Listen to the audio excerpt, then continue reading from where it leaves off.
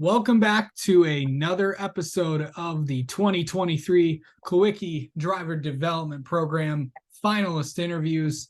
Of course, if you've seen the first three, these are more in-depth interviews. Obviously, we've interviewed them all before, but obviously, this is kind of like to learn more about these guys and how they kind of got to where they are today. So today's episode features the driver from Spokane, Washington. Of course, that is Haeden Plybon. How's it going? Good. How are you? Doing good. So let's obviously you and I met last year when you were in the program, but I don't think I've learned a lot about your career and stuff. So take me back to your what is your like first memory of racing?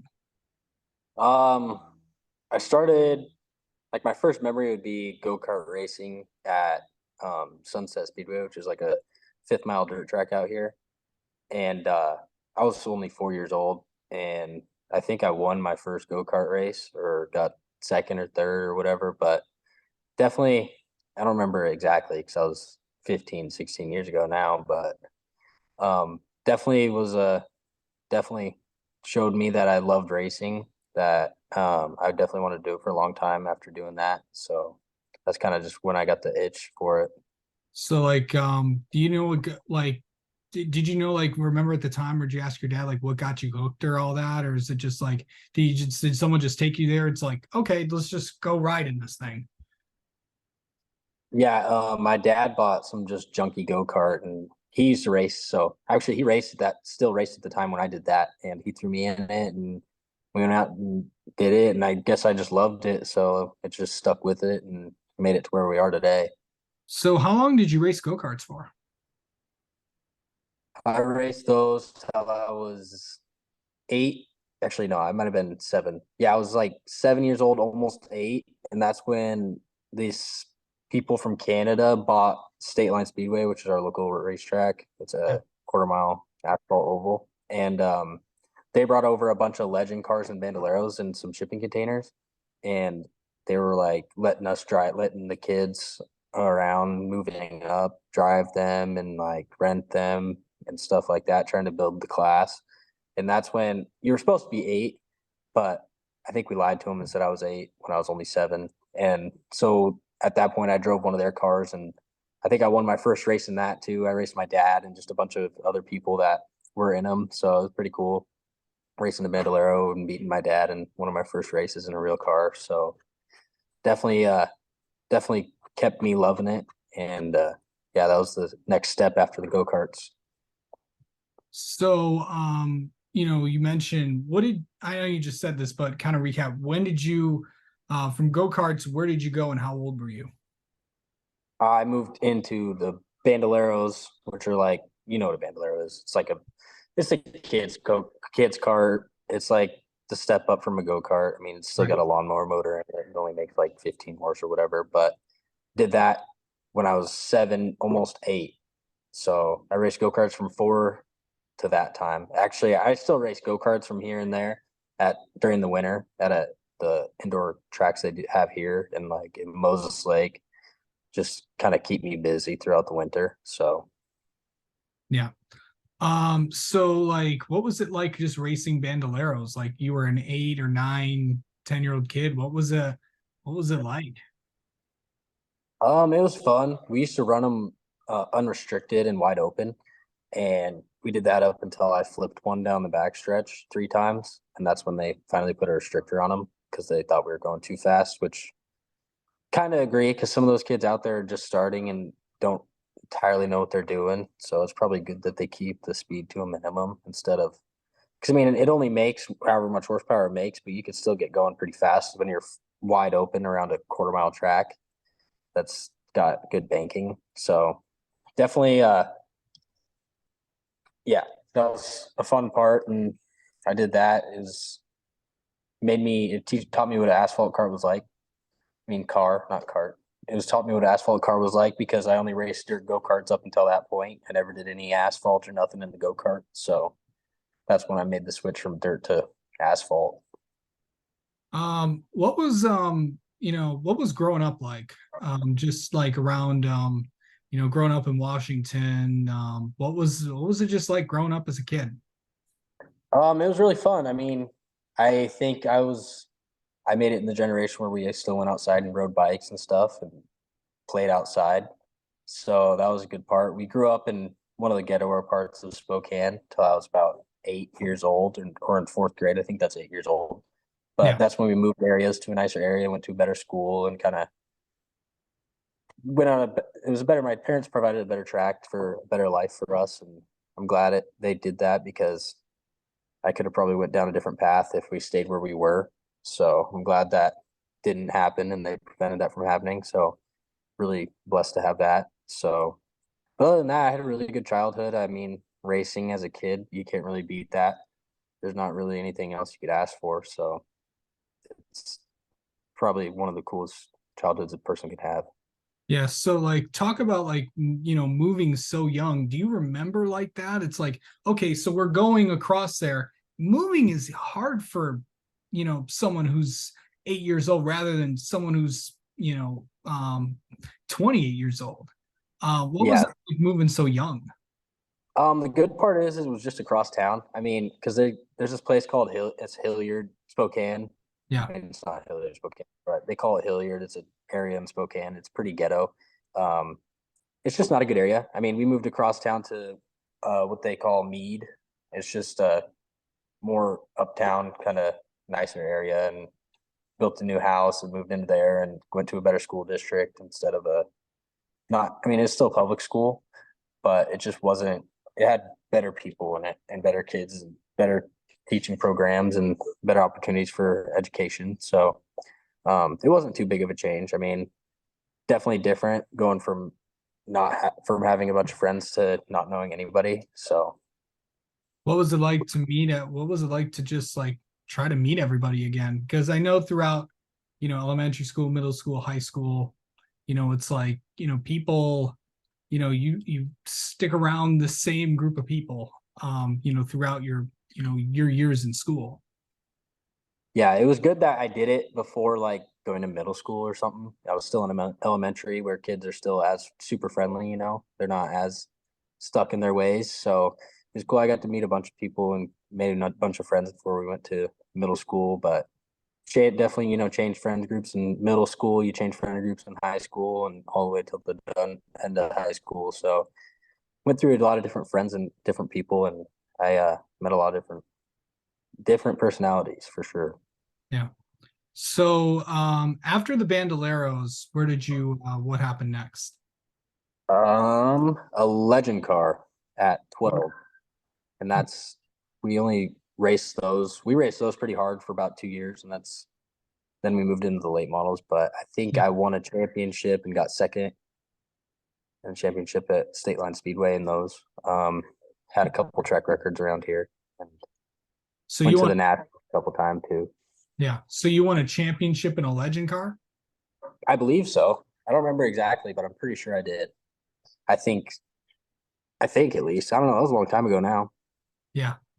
But I remember So I got fifth at the Vegas Nationals, and well, I think I got the trophy somewhere. Oh no, it's in my apartment. It was like 2018 or 2017. I yeah. got fifth, so that was pretty cool. What was it like running, do you how much can you remember about like running legend cars? Oh, I loved them. I wish we still had one. I drove one like at Wenatchee when I won that race, the Leonard Evans 150. I drove a legend car that weekend just in practice. But I really like driving those cars. They're really fun because I mean they're twitchy and you're all over the place and you got to be sideways to be fast. So I wish we would have kept one, but what we got going on, it's just it'd be too much. So we got a lot going on as is. What was 12-year-old Haeden like? Uh, Shy, super shy, and yeah, shy, Yeah. super shy. Did you Still like am, but did you like not want to talk to anyone when you were at that age? It's like were you just afraid of meeting new people? I think so. I don't know. I just didn't like talking to people. I mean, some people say I'm still that way. I mean, I think the last couple years have definitely been different. I think the Kulwicki program actually helped me reach out and talk to more people Yeah. because I mean, you got to meet new people to know people. So, um, yeah, I was just super shy up until like last year, the year before. So Yeah. I still consider myself shy. I mean, I still won't talk to just anybody. So I mean, in this day and age, that might not be a bad thing either. Um, but yeah, yeah, we'll get to the Kulwicki stuff a little later on. But after the legend cars, how old were you when you went to like the late models? I was 14, like 4 months from turning 15. It's just we were, in other words, dominating in the legend car locally here. So it was getting kind of boring for us, you know. The class was kind of dying for a little bit and there wasn't too many cars. So it was just getting boring. And we bought a like 2004 big spring late model that is kind of a hunk of junk. But we went out there. There was like 3 races left in the season. We got 2 first place and a second place. So I won my first ever race in the late model, which was pretty cool. Um, it was definitely a confidence booster because I mean, I didn't know how I was gonna do, and winning my first race against 20, 25 cars was pretty cool. So Yeah, definitely a cool, cool accomplishment for making that big step up. yeah. So, running late models, what do you think some of the accomplishments that you've had? What was what your time? Obviously, it's what you're currently doing now. What's that like? What do you mean? Sorry. Just like running a late model. Oh, I love it. I mean, and when we got the cars working right, it's just such a blast to drive. I mean, even if it's not exactly right, they're still super fun to handle and get to work. I mean, the last couple races we've had, like last weekend at Wenatchee, we kind of missed the setup a little bit, and we've been fighting master cylinders all for like the last couple races. So our brakes have been acting all funny and a lot of rear brake, too much rear brake. We didn't realize that till last weekend, but by then the practices were already over. So we were kind of just hit or miss with if it was gonna what we did was gonna fix it or not because we didn't have all our proper tools for that at the racetrack because that's not always what you have to deal with at the racetrack. So we didn't prepare for it. But we've been working on that this week. We're actually going to go test today to see if we fix it completely, but we got some gauges to test the pressures and that it all checks out. So hopefully that issue's gone. And then it's just hard when you got too much rear brakes and too much rear brake in a late model or any car. Actually, it's just going to be way too free. And we were trying to make adjustments to the chassis, like throwing Packards in the right front, left front. But everything we did, it was still just way too free. So we were kind of just fighting something we didn't know was happening until too late. Yeah. But Okay. So let me ask you this. You're in an area that's people wouldn't think of when they think of racing. The Pacific Northwest over the last few years has gotten a lot of attention, but a lot of drivers have come from this area, like Greg Biffle and Casey Kane, and countless others. But really, it's just like there's I not obviously the ARCA Menard Series West still goes to Evergreen. Obviously they went to Douglas County for a few years. But what's it like, racing in the Pacific Northwest, in an area that's not really what many people would think of as the home for racing. it's definitely different than it is back east. We went back east for the snowball derby, and just even being there for that 1 week, it was a completely different thing. I mean, there's not as much drama. I feel like back here, everybody's just drama.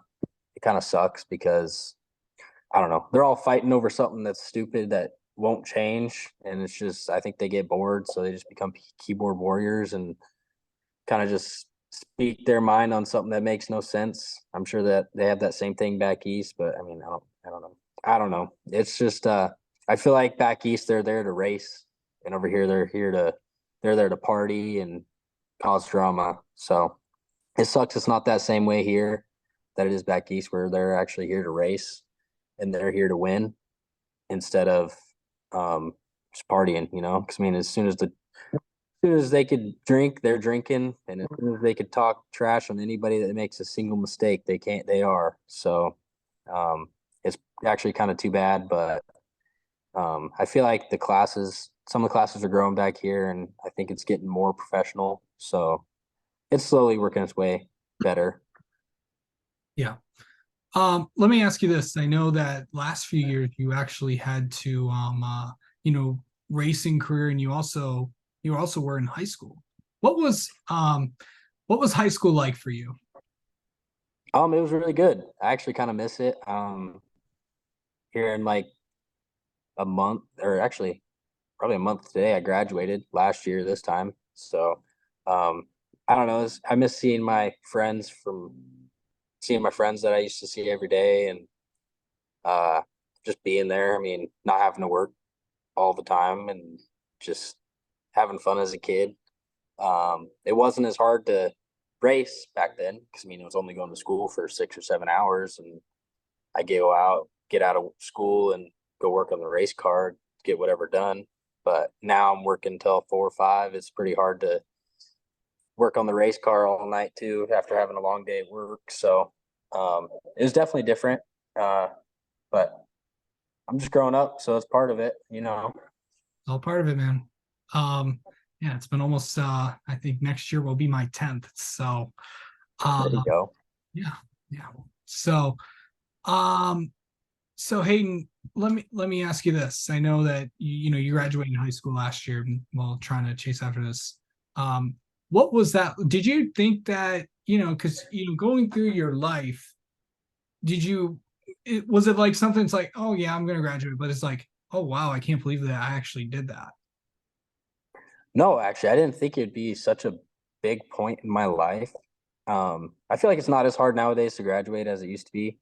I mean, where I live, you only have to have 24 credits to graduate. And if you don't fail a single class, you're doing that. I mean, you don't have to do anything special to graduate. You could have all C's or D's and you could still graduate. So, I mean, it wasn't as hard, but graduating with I think I had a 3.6 something accumulative Pretty GPA. good. Even after kind of bombing my freshman year, being stupid, um, it was cool. It was definitely a cool experience, and going walking the whatever they call it, walking up and going on the stage and getting my certificate and diploma. It was pretty cool. Yeah. So before you graduated high school, let's talk about, you know, obviously where because that year where did you first find out about the scholarship? The scholarship. The Quickie driver development program. Oh, Yeah, I think that's it what I was meant. from I think it was from Cole Raz, and then I also know that Jeremy Doss was in it too, and he came back here to race a couple races over the past couple of years. So probably learned more about it from Cole Raz because he was in the year before last year. So I was kind of just curious on what it really was. So I did some research and found out that it was this great program that it is, and I'm glad that I was selected to be part of it for the last 2 years. It's definitely a really cool accomplishment, even just making it the one year. So Okay. Um, did you think that you would get in that first year? not really. And then I didn't even know, somebody tagged me on Facebook saying that congratulations on making the top 16. And I was like, oh wow, I didn't even, I mean, I remembered I applied for it, but it was like a month later. I wasn't even thinking about it, and I didn't know when they were coming out with top 16. But it was pretty cool seeing that and being like, oh wow, I could actually make it into this program. I never thought of it like that. And I was like, I really should figure out what I'm going to be doing. It was kind of hard because I still didn't have any idea when I did make it. So um, it was definitely a cool thing to see, though. I'm glad I made it. Pretty loaded question right here, but what was the biggest thing? I know you learned a lot in the first year. I mean, obviously you and I have had tons of conversations, and I think one of the biggest things that, and I'll remember this every time, I think about this question. You said it was really, really eye-opening to you about the experience you had in 2022. Yeah, I mean, just the new people that I've met, TR, the board, all the people that were part of the program last year. Um, when I finally got to meet them all in person at the banquet, that was really cool because I mean you're competing against these people and they're on. I guess we're all kind of a team that we're competing against. Yeah. But it was cool finally getting to meet all of them in person because I never had seen any of them. I've never even seen Dylan until that point. So it was pretty cool meeting all those people and seeing where they came from and kind of hearing some of their stories and listening to their speeches and what they've been throughout the year and just how much it actually changed them as well. It was just really cool. It opened my eye because um, just all the work that, like the community work that I could have done and the more I could have done, um, just to help do a little impact for my local community. Um, I mean, a little bit goes a long ways. And I guess I just didn't realize how much I really could have been doing and what I can do now to help people that really, really need it. So it also taught me that there was more to racing than just racing at the track. It's just the whole social media aspect and just all the work around it and all the marketing and the people and just everything. There's a lot that ties into racing that people don't really see. Okay. So you mentioned that, in the end, I'm going to ask you about this.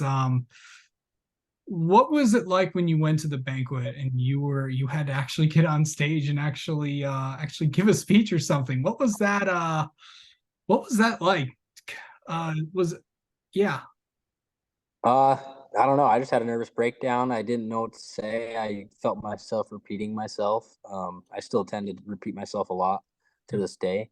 But yeah, I just found myself repeating myself, and I didn't want to keep saying the same thing over and over. So I cut it short. I didn't want to sound more stupid than I already did. So, but TR told me after, he's like, people will remember that. I mean, somebody told me after that. They're like, um, because of the way I like was all nervous and didn't know what to say. He said people will remember that speech probably more than a couple of them because of just the funny aspect or I don't know, just the way I struggled with it. And I don't know. I'm hoping that this year doesn't go like that. I'm practicing. I'm getting better, I think, hopefully. Yeah. But no, I'll say this, that's not going to happen again. Yeah, Um, no. well, here's the thing though. We kind of talked about it earlier. For most of your life, you were a pretty shy kid. And then Yeah.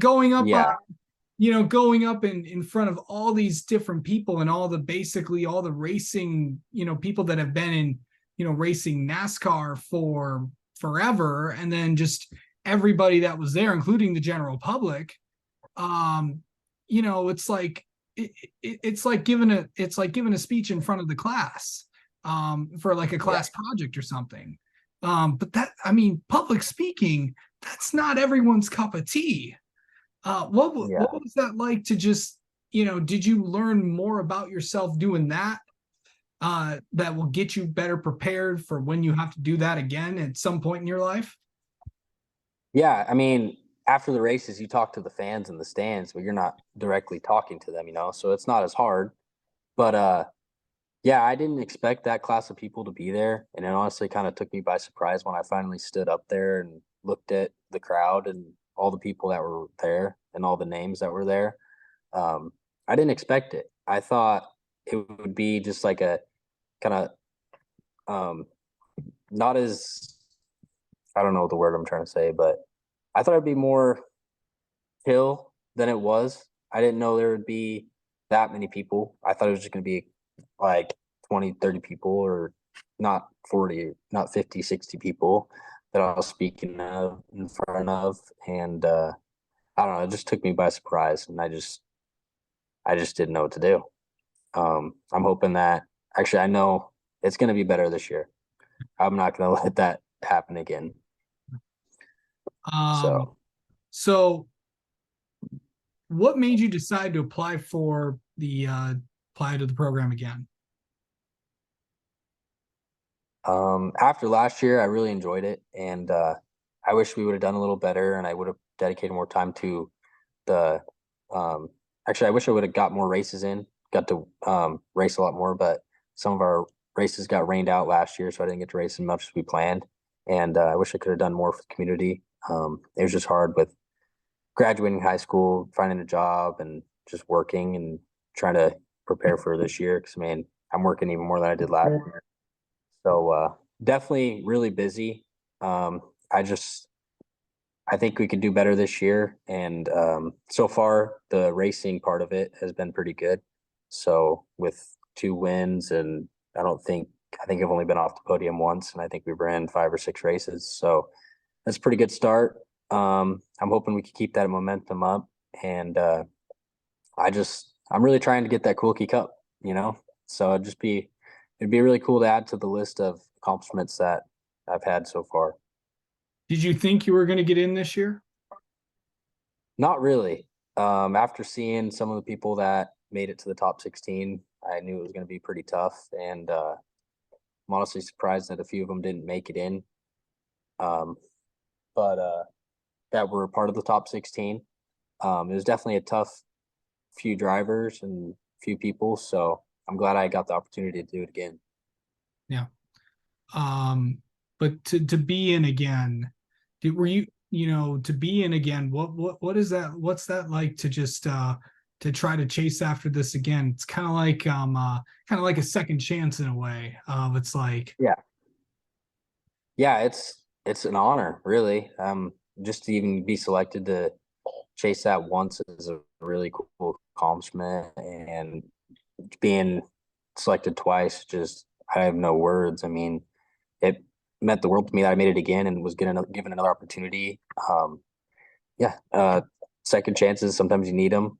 It was cool to see that I made it in, and I'm definitely gonna put more effort into it than I had put in last year, and kind of dedicate myself to it more than I was able to last year.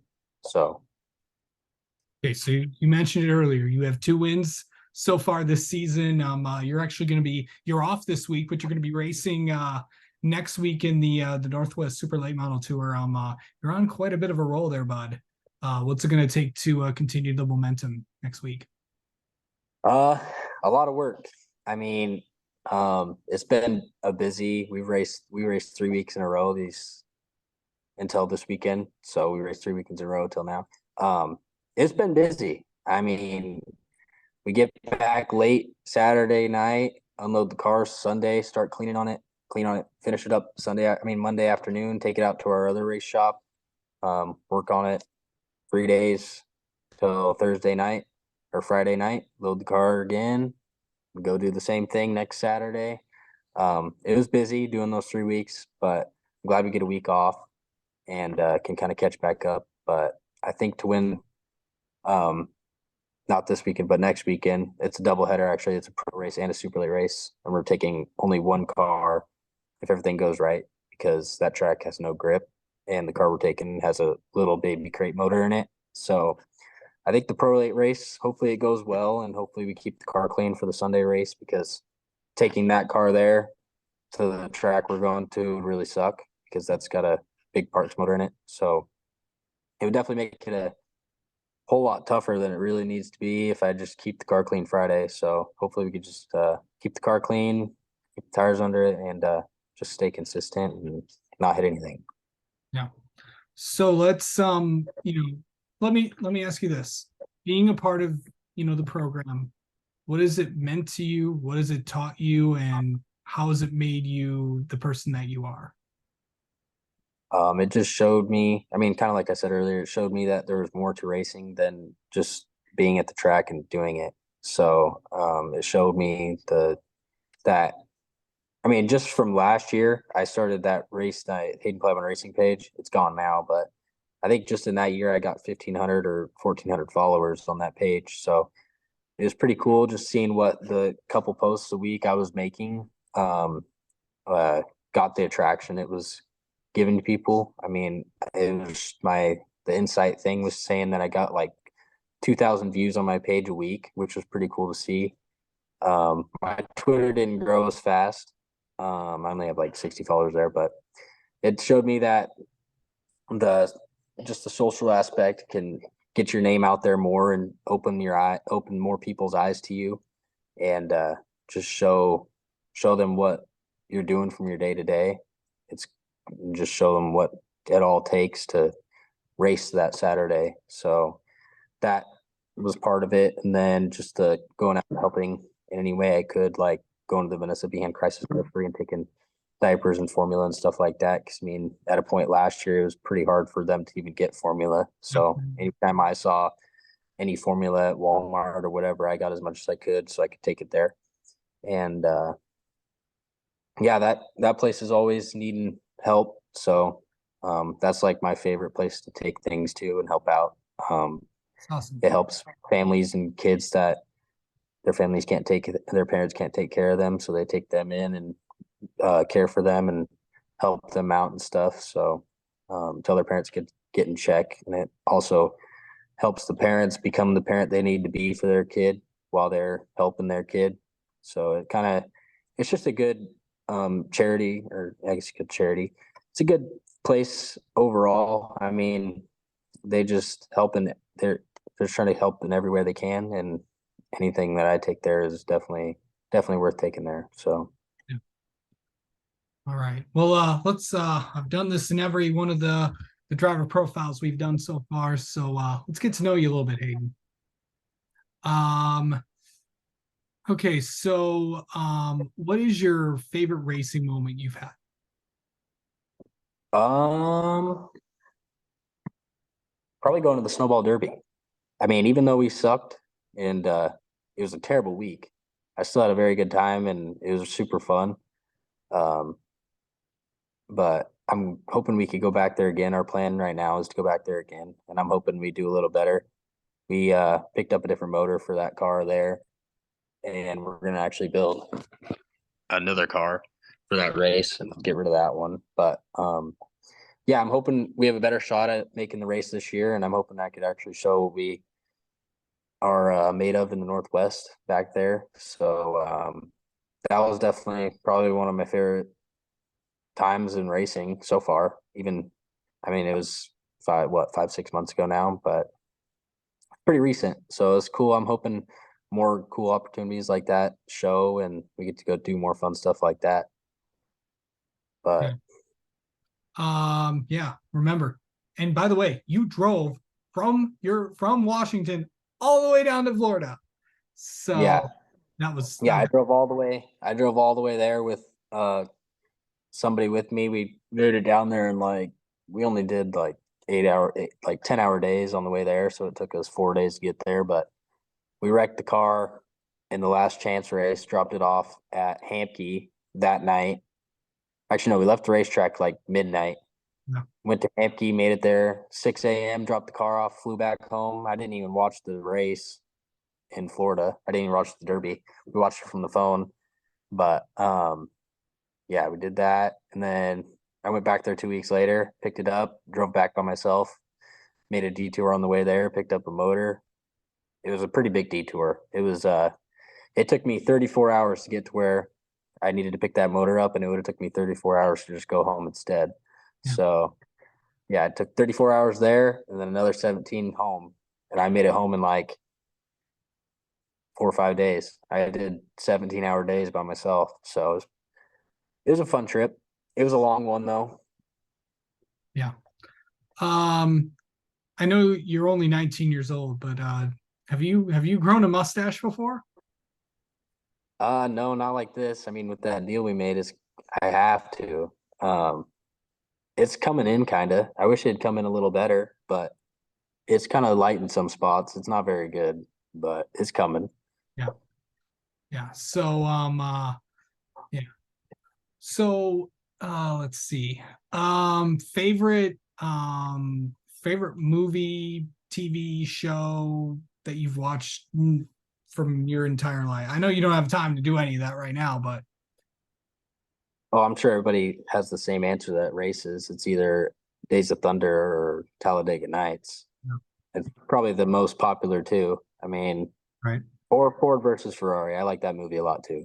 Yeah, that's good too. Um, what's Hayden's favorite meal? Prime rib. That's Prime, like not my. I mean, that's like my favorite thing to eat. prime Prime rib. rib with some horseradish and au jus. They can't beat it. Or Yeah. au jus, not au jus, au jus. Yeah. And what is something people might not know about you? I'm only like 5'6". Yeah. So I'm not very tall, but I guess it's good. If I lose some weight, I'll be like the ideal race car driver yeah, size. yeah. Because I'm a little chubby, but it's fine. All right. I mean, I think aren't we all? Yeah, I guess. All right. Well, Hayden, thank you so much for doing this, and best of luck in a few weeks. Cool. Yeah, thank you for having me on. I really appreciate it. I'll be on anytime if you need me.